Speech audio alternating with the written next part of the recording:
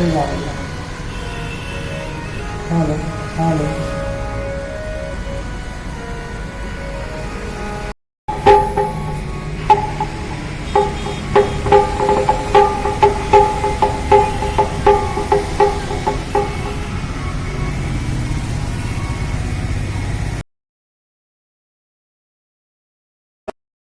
क्या का दोस्त, तो उसके यहाँ एक दासी रहती थी जिसका नाम था मायावती। ये बहुजन समाज पार्टी वाली मायावती नहीं, एक मायावती दासी थी, सहचरी थी, जो सेविका थी, जो सेवा करती थी। संगीत विद्या में पारंगत थी, सिद्ध मंत्रों को भी जानती थी। खम्बासुर के यहाँ संगीत भी सिखाया करती थी। शंपासुर आदेश दिया कि मायावती को दे दो, यही पालन पोषण करेगी। अब जो है मायावती ले गई, दासी को मिल गया बालक, बड़ा सुंदर बालक को पालने पोसने लगी। एक दिन नारद जी का आगमन हुआ, स्वागत की। नारद जी ने बताया, बोले महाराज बड़ी कृपा की, आप मेरे घर में पधारे। ये देखिए हमको बच्चा सम्मासुर हमारे राजा दिए, अब इसको क्या करे। बोले तुम जानते हो ये कौन है? बोले महाराज मैं तो सेवा कर रही हूँ, आगे कौन है ये कौन जानता है। बोले ये साक्षात कामदेव है। और मायावती कौन थी? रति, रति थी। एक बार भगवान शिव को कामदेव तपस्या भंग करना चाह रहे थे। कामदेव पुष्प बाण चढ़ाकर मारे थे देवताओं को कहने पर, लेकिन भगवान शिव पर कोई असर नहीं पड़ा था उस बाण का। और थोड़ा सा मन दग्ध हुआ। भगवान तीसरा नेत्र खोल दिए। बिना समाधि भंग करने वाला कौन है? कामदेव पत्ते के पास, फूल के पास छुप गया था। भगवान तीसरा नेत्र खोले और दृष्टि पड़ गई कामदेव पर, उसको भस्म कर दिया। कामदेव को भस्म कर दिए। और तो रति गिड़गिड़ाने लगी, मेरे पतिदेव का क्या होगा, मैं कैसे रहूंगी। बहुत कुछ कहने के बाद भगवान आशुतोष, जो सत्य प्रसन्न हो जाए, तुरंत प्रसन्न हो जाए, वो है भगवान शंकर। तुरंत प्रसन्न हो गए। बोले जाओ, भगवान का अवतार होगा कृष्णावतार, और भगवान के यहाँ लक्ष्मी के द्वारा जो बच्चा जन्म होगा वही तुम्हारा पति होगा। नारद जी सब समझा दिए, ये तुम्हारा पति है। अब तो समझाए कि ऐसे ऐसे हुआ और तुमको पति प्राप्त तुम्हारी कामना थी, तुम सेवा करो। अब तो बहुत सुंदर सेवा करने लगी। और सेवा करते करते जल्द ही, प्रद्युम्न नाम रखा गया था, प्रद्युम्न जल्द ही तुरंत युवावस्था को प्राप्त कर ली। ये तो सब भगवान की लीला है। जब युवा हो गए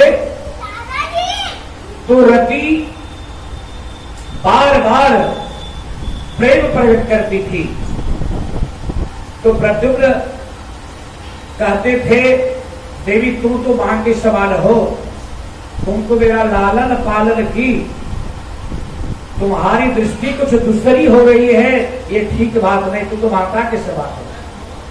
फिर नारद जी के कहे हुए सब बात को बताती है। प्रद्युम्न को सब आभास हो जाता है, ज्ञान हो जाता है। और ये जो सम्मासुर है, प्रयत्न करने लगते हैं उसको वध करने का। ये दुर्दांत जो है, ये वध योग्य है।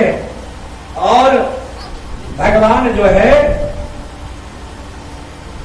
प्रद्युम्न लड़ते लड़ते बहुत दोनों में संग्राम होता है, शत्रुता इतनी बढ़ती है, अंत में प्रद्युम्न उसका उद्धार कर देते हैं, शंबासुर का वध हो जाता है।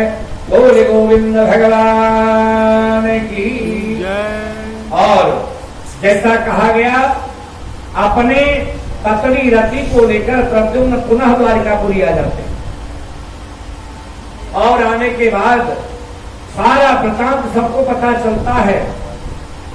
सब सोचता है ये इतना दिव्य कौन है, कौन बालक है, ये बहुत सुंदर है। भगवान तो सब जानते हैं और आदर के साथ दोनों को अपने महल में बुला लेते हैं। बोले गोविंद भगवान की जय। और अब क्या होता है, कुछ दिन बीत जाने के बाद सत्राजित नामक एक राजा भक्त था, सूर्य का परम भक्त था। भगवान सूर्य प्रसन्न होकर के एक स्यमंतक मणि दिए थे सत्राजित को। इस मणि की क्या विशेषता थी, 10 भार सोना उस स्यमंतक मणि की पूजा की जाती थी, और पूजा करने के बाद 10 भार सोना प्रतिदिन वो मणि देता था। स्यमंतक मणि की ये विशेषता थी, सूर्य का दिया हुआ स्यमंतक मणि। एक दिन भगवान दरबार में बैठे थे, सत्राजित वो दिव्य मणि पहन करके, और भगवान का दरबार लगा हुआ था। सत्राजित भगवान कृष्ण के मिलने की लालसा से पहुंचा। दरबार जब पहुंचा तो सब देखती रह गया। दिव्य मणि चमक रहे थे उसके हृदय पर, सब देख रहा था ये अद्भुत अद्वितीय व्यक्ति कौन है, जिसके हृदय में इतना सूर्य की तरह प्रकाश करने वाला, ये बड़ी चमक रहा, ये है कौन। सब भौचक्के रह गए, सब देख रहे थे टकटकी लगा करके कि ये व्यक्ति है कौन। और दरबार में जाकर भगवान को प्रणाम करता है। प्रणाम करके देखिए, जब किसी व्यक्ति को अचानक कुछ धन मिल जाए तो उसकी बुद्धि खराब हो जाती है। बुद्धि खराब हो जाती है, अहंकार थोड़ा उत्पन्न हो जाता है, और अहंकार उत्पन्न होने से वो दुनिया को दिखाना चाहता है कि देखो हमसे बड़ा कोई नहीं है। सत्राजित यही सोच करके भगवान के दरबार में पहुंचा था। बातचीत हुई भगवान कृष्ण से, तो भगवान कृष्ण बोली ये तो बड़ा दिव्य मणि आपके हृदय में चमक रहा है, कहां से प्राप्त की। ये सब बातचीत हुई। और आप कितने परिवार हैं? तो सत्राजित बोले महाराज बस हम एक हमारी पत्नी, एक भाई भी है, और मेरी एक लड़की है जिसका नाम सत्यभामा है। इतना बात विचार करके जब जाने लगा सत्राजित, तो सभी लोग आपस में चर्चा करने लगे कि ये मणि गोविंद के हृदय में शोभा देता, ये रखकर क्या करेगा। ये भगवान के हृदय में यदि विराजता तो ये कुछ काम करता। ये जगतपति है, इनको ये मणि चाहिए। सत्राजित को कहा कि ये मणि तो भगवान को आपको दे देना चाहिए। सत्राजित मन में विचार करने लगा कि बिना पत्नी के पूछे यदि कुछ कर देता हो तो फिर घर में क्या जवाब दे। हम सब भी ये सोचते हैं, चूंकि माया के बस में हम लोग हैं तो बिना विचार किए कुछ कार्य नहीं करते। लेकिन भगवान कहते हैं धर्म में विचार नहीं करना चाहिए, उत्तम कार्य है उसको कर देना चाहिए। लेकिन उसके मन में भी लालसा थी कि नहीं ये मणि हम नहीं देते। घर गए, अपने पत्नी से चर्चा किए, सब देखकर दंग रह गए। दरबार में बचा भगवान कृष्ण भी टकटकी लगाकर देखने लगे और सब कह रहे थे कि ये कृष्ण के हृदय में शोभा देता। पत्नी बोलती ये क्या बात हो गया, हमारे पास कुछ भी हम किसी को दे दे, ये मुझे प्राप्त हुआ है, ये कोई देने की बात है। इनका मन लगता है कि अच्छा की है, अभी क्या अब नतीजा होता हमारा। अब देखिए क्या हुआ, इधर कथा ऐसे बोल लेती है। एक दिन सत्राजित का भाई प्रसेन सत्राजित से बोला भैया आपके हृदय में तो शोभा देता ही है, एक दिन हम भी यदि पहनते तो बड़ा अच्छा होता। बोले नहीं इसमें क्या बात है, भाई की बात है तुम पहन सकते हो। और स्यमंतक मणि पहन करके प्रसेन चल दिया वन की ओर। वन की ओर घना गया, दिव्य प्रकाश था। चला तो एक शेर की दृष्टि पड़ गई। जंगल में एक शेर की दृष्टि पड़ी। अब शेर को लगा कि कुछ है, कोई है, या तो कोई खाद्य वस्तु है या तो कोई हमारा मेरा शत्रु है। ऐसा झपट्टा मारा, प्रसेन वहीं ढेर हो गए। और देखा कि ये चमक रहा है, अपने मुंह से दबा लिया। मुंह से दबा लिया, जब देखा कि ये खाने की वस्तु तो है नहीं, बेकार मैंने ले लिया। अब वो शेर लेकर जा रहा था। जामवंत जी उस जंगल में ऋक्ष के पति है। जामवंत का सुन हनुमाना, काचुक साधन है बलवाना। सुंदरकांड में हम पढ़ते हैं ना। जामवंत जी देखिए, अरे ये शेर की मुंह में ये क्या चमक रहा है, दिव्य मणि। सो जामवंत जी गए और शेर को ऐसा झपट्टा मारे कि शेर वही ढेर हो गया और उस मणि को प्राप्त कर लिए जामवंत जी। स्यमंतक मणि लिए तो देखिए ये तो मणि है, चमक है इसमें, चलो मेरी बेटी खेलेगी। खेलने की वस्तु समझ करके जामवंत जी सीधे अपने गुफा में प्रवेश कर दिए और बेटी को दे दिए। बेटी का नाम जाम्बवती। जामवंत के पुत्री का नाम जाम्बवती था। जाम्बवती को दे दिए खेलने लगे उस स्यमंतक मणि से। अब देखिए जब प्रसेन वापस नहीं हुआ तो धीरे धीरे धीरे धीरे सत्राजित और उनकी पत्नी दोनों आपस में चर्चा करने लगे।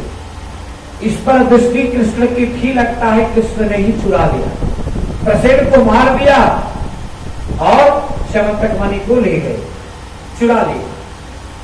धीरे धीरे एक कान से दो कान, दो कान से तीन कान, पूरी द्वारिका पूरी में ये बात फैल गई। और कलंक का टीका भगवान के ऊपर लग गया लक्षणा।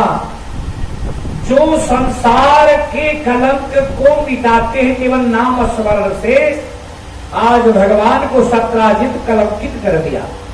बात फैल गई, कानों कान भगवान कृष्ण को ये अनुभव हो गया, कलंक का टीका मेरे ऊपर लग गया। अब तो भगवान करे क्या, विचार करने लगे कि ये कलंक का टीका मेरे ऊपर कैसे लग गया, इसे धोना चाहिए। तो किसी ने कहा आप चौथ के चंद्रमा को देख लिए होंगे, शायद इसीलिए कलंक लग गया। भगवान बोले इसे जल्द ही मिटाना चाहिए, ये कलंक दूषित है, ये तुरंत मिटाना चाहिए। और भगवान तुरंत तैयार हो गए कि जहां से होगा ढूंढकर लाकर स्यमंतक मणि हम उपस्थित करके सत्राजित को देंगे। भगवान किसी को लेना चाहे लेकिन नहीं,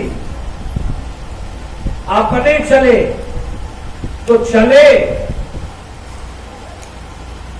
जैसे ही चलते हैं तुरंत जो है 10 व्यक्ति जो सैनिक थे बोले महाराज हम भी चलेंगे। बोले चलिए। फिर भगवान कृष्ण आए और सभी ने देखने लगा, जंगल खोजने लगे तो देखते हैं सत्राजित कहा भाई प्रसेर ढेर हो गया है। वहां जाने के बाद आगे बढ़े, देखे क्या, बाघ शेर के पैर का निशान देखे, पद चिन्ह देखे।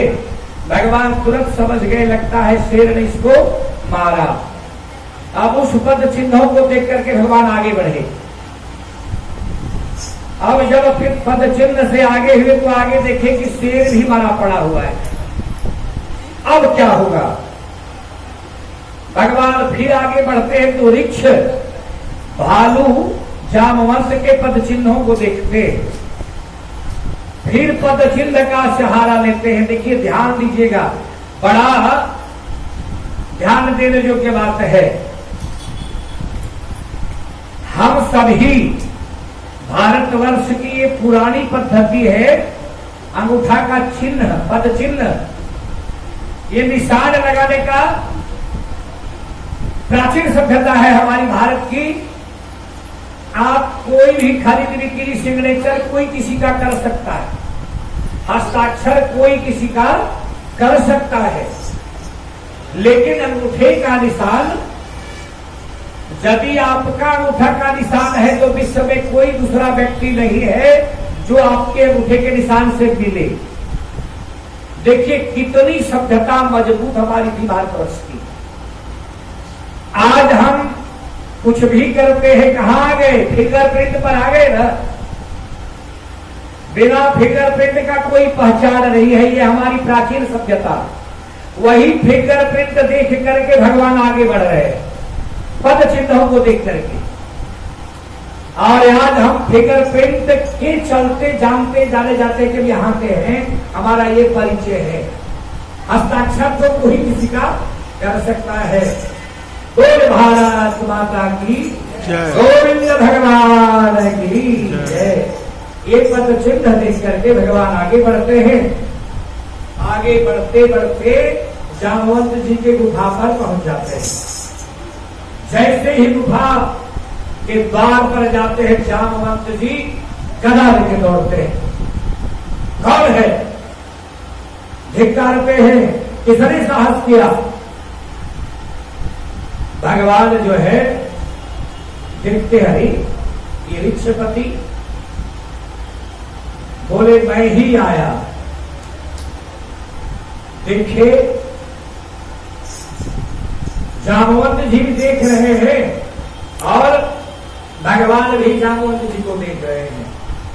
देखिए कथा ऐसी है, एक बार रामावतार में जामवंत जी जब राम लंका से रावण को समाप्त करके, आसुरी प्रवृत्ति को खत्म करके मां जानकी को लेकर अयोध्या आए, सब चर्चा करने लगे। और सबकी चर्चा अभी जामवंत जी कुछ नहीं बोले भगवान गदगद थे। बोले जो जिसको मांगना है मांगो और अपने अपने अपने जगह को जाओ, अपना कार्य संभालो। सो जामवंत जी चुपचाप बैठे हुए थे। जामवंत जी को सबको दिए जो मांगे सो। देखिए जामवंत जी कुछ नहीं बोल रहे हैं। बोले जामवंत जी आप मांगिए, आपको जो चाहिए आप खुलकर मांगिए, चिंता मत करिए। बोले महाराज प्रभु मांगने का तो कुछ रह ही नहीं गया है, बस आपके चरण का अनुराग, इससे बढ़ के और क्या मांगे। लेकिन यदि आप कह रहे हैं तो प्रभु उस युद्ध में मेरे शरीर की खुजली रह गई। बोले ऐसा क्या बात हो गया? बोले कोई वीर ही नहीं था जो हम उससे लड़े, तो हमारे बदन की खुजली अभी तक मिट्टी नहीं है, और एक रावण था जिसके साथ हम लड़ सकते, लेकिन फिर आप कैसे लड़ते? आपके लिए मैंने छोड़ दिया, इसलिए मैंने तो कुछ किया ही नहीं, तो मेरी खुजली नहीं मिट्टी। प्रभु यदि आप कहे तो आपकी बल का अंदाजा हम लेना चाहते हैं, आपसे दोनों हाथ करना चाहते हैं। अब तो प्रभु कहे कि देखिए जामवंत जी, आपको तो हम पिता तुल्य मानते हैं। भगवान राम कहे कि आपको दशरथ के बराबरी का दर्जा देते हैं, आपसे पिता से कोई पुत्र युद्ध करता, इसलिए ये तो ठीक नहीं है। जामवंत जी बोले नहीं नहीं पिता नहीं, हम आपके चरण का दास है प्रभु। बोले ठीक है, यदि आप भक्त ही हैं तो भक्त के साथ भगवान लड़ते हैं, ये भी लोग क्या कहेगा हमको। अब तो जामवंत जी उदास हो गए, बोले प्रभु जैसी आपकी इच्छा। जामवंत जी का मन देखे तो राम जी ने कहा कि ठीक है, द्वापर में मैं अवतार लूंगा और आपसे दो हाथ जरूर करूंगा। आज वही भगवान श्री राम कृष्ण बन करके जामवंत जी के गुफा के पास पहुंच गए, जामवंत जी के वचन को निभाने के लिए, और दोनों में मल्लयुद्ध शुरू हो जाता है। गदा का युद्ध होता है, लगातार 28 दिन तक युद्ध चला, खूब लड़े दोनों। अब लड़ते लड़ते जब जामवंत जी परास्त हो गए, अब अनुभव करिए रामावतार में जामवंत जी की जो उम्र थी, क्या उम्र थी, और द्वापर में कृष्ण से लड़ रहे हैं, क्या उम्र होगी। तब तक जामवंत जी थे। जामवंत से लड़ने के बाद पहचान गए, सबसे भारी गलती थी प्रभु, मैंने आपको पहचान लिया, आप मेरे स्वामी राम हैं, बस अब मुझे कुछ नहीं चाहिए, और चरण में गिर गए और बोले प्रभु अब ये स्यमंतक मणि मैं क्या करूंगा, इसे आप ग्रहण करिए, आपके हृदय में स्वभाव ये स्यमंतक मणि देगी। अब जो है भगवान बोले मुझे नहीं चाहिए स्यमंतक मणि। बोले प्रभु एक आग्रह और था। बोले क्या? बोले मेरी एक बिटिया है जिसका नाम जाम्बवती है, यदि आप इस ऋण से हमें उद्धार कर दे तो प्रभु इससे बड़ा उपकार और कुछ नहीं हो सकता है। सो भगवान सोचने लगे, एक तो हमारे घर है, अभी स्कूल लेकर जाएंगे ये ऋषि की बेटी, सो वहां कैसे लेके जाएंगे, लेकिन भक्त का बात प्रभु रखते हैं। सो स्यमंतक मणि भी दे दिए जामवंत जी, और अपने बेटी का हाथ भी पकड़ा दिए। पिता के यहाँ यदि कोई पुत्री जन्म ले तो उसका एक ही अरमान क्या रहता है, सुंदर इसका घर बार मिल जाए, आनंद से रहे, फिर पलट के न देखे, जब भी आवे हंसती ही आए, बस एक ही कामना पिता का रहता है।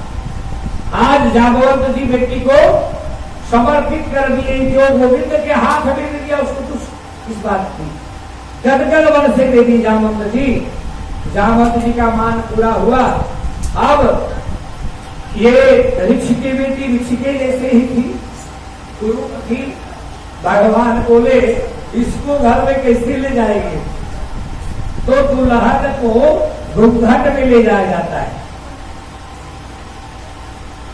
ले गए, और जब ले गए तो द्वार में पहुंचे तो बोले पूरा घूंघट तुम टांग लो, पूरा टांगो घूंघट को, और जोर से आवाज लगाए।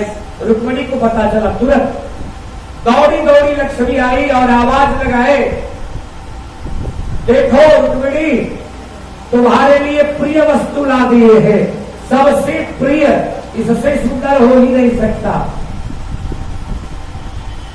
बोले क्या हमसे भी ज्यादा सुंदर? बोले हाँ देवी, एक बार आके तो देखो। बोले काम दे दस्त हूं, जब भी हमसे सुंदर है तो आप उसे ग्रहण करिए। मिल गया बदला। अब लक्ष्मी जब बोलती हमसे भी सुंदर है, तो ये भगवान की माया, वो जो वृक्ष का चेहरा था दिव्य जामवती का स्वरूप हो गया, एकदम दिव्य स्वरूपा बन गई। और कुछ देर बाद जो ही आई, बोले देखो घूंघट उठाओ। जैसे घूंघट उठाती है लक्ष्मी रुक्मिणी, देखती है एक दिव्य सुंदरी भगवान ले आए हैं। आरती करके लक्ष्मी जी उसे अंदर ले जाती है। बोले गोविंद भगवान की जय। गोविंद मेरो है, गोपाल मेरो है, गोविंद मेरो है, गोपाल मेरो है, गोविंद मेरो है, गोपाल मेरो है, गोविंद मेरो है, गोपाल मेरो है। श्री बात है बिहारी लाल मेरो है, श्री बात है बिहारी लाल मेरो है, गोविंद मेरो है, गोपाल मेरो है, गोविंद मेरो है, गोपाल मेरो है। गोविंद भगवान की जय। इधर दूसरी पत्नी सत्यम है, जागवती हुई और मणि लेकर भगवान आए। बोले कलंक सबसे पहले निकालना चाहिए। सत्राजित को बुला गया। सभासदों के बीच में श्यामंतक मणि सत्राजित को समर्पित कर दिया गया। कलंक अपना भगवान मिटा लिए। बोले सत्राजीत, झूठ मूठ का कलंक मेरे ऊपर तुमने लगाया। देखो कहानी ऐसी थी। अब सो भारी लज्जित हुआ सत्राजीत और बोला महाराज प्रभु, आपके ही गले में शोभा लेगी, आप रख लीजिए। बोले नहीं चाहिए मुझे समंतक मणि, जिसका कलंक का टीका मेरे ऊपर लगा मुझे नहीं चाहिए, इसे तुम ले जाओ। अब जो है समंतक मणि ले तो गए सत्राजीत, लेकिन भारी लाज हुई। सर्व के मारे मुंह नहीं दिखा सके और